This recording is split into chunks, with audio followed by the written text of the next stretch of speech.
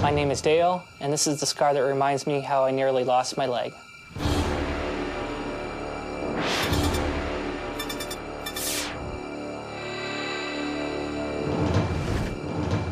Sleeping in bed should be safe. It wasn't for Dale Losher in his central Illinois home. Early one May morning in 2002, the 31-year-old was jolted awake. I felt something crawling up my leg. I reached down to smack it, and I felt a little pinch on my leg.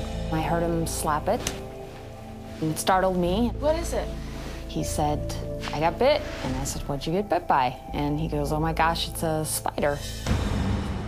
I took some tissue and I threw the spider into the toilet. I said, isn't that a nasty looking spider? She goes, that looks pretty scary. At that point, I looked down at my leg. There was a quarter-size swelling where the spider had bit me, and I started getting a little worried. I told him he would be fine, go back to bed.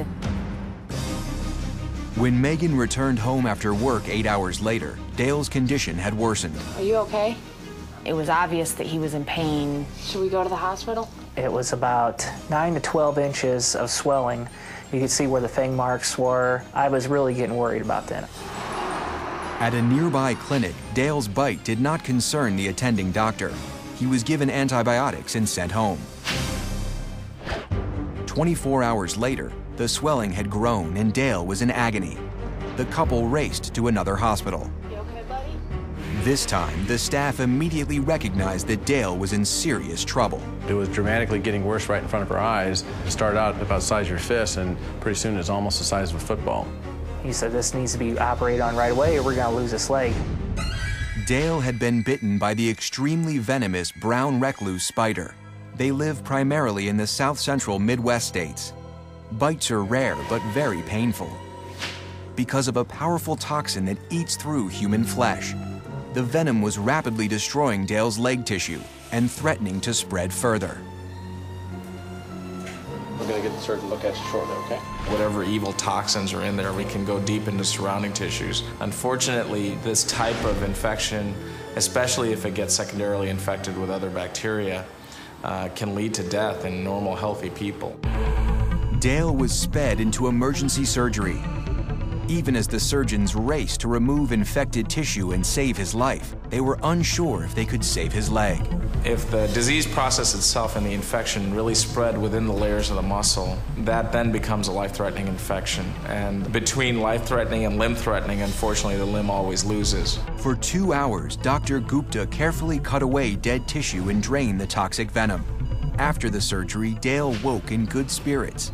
Then he saw his leg. They took the bandage off. It was huge. I was not prepared for it. That freaked me out. I'll never forget that moment. You could put a baseball in it. It was almost to the muscle. It just was surprising. Doctors had saved Dale's leg and life, but even with the large amount of tissue removed, some of the spider's venom still remained in his body. Before they could proceed, the doctors had to be sure that the venom had run its course. I had 104 fever most of that time. They tried antibiotics to kill all the infections, but basically the toxin was eating away at my leg for 9 days. The doctor said that was necessary. Dale underwent a second surgery to remove all dead tissue. The procedure went well, and doctors were confident all the venom had been completely removed.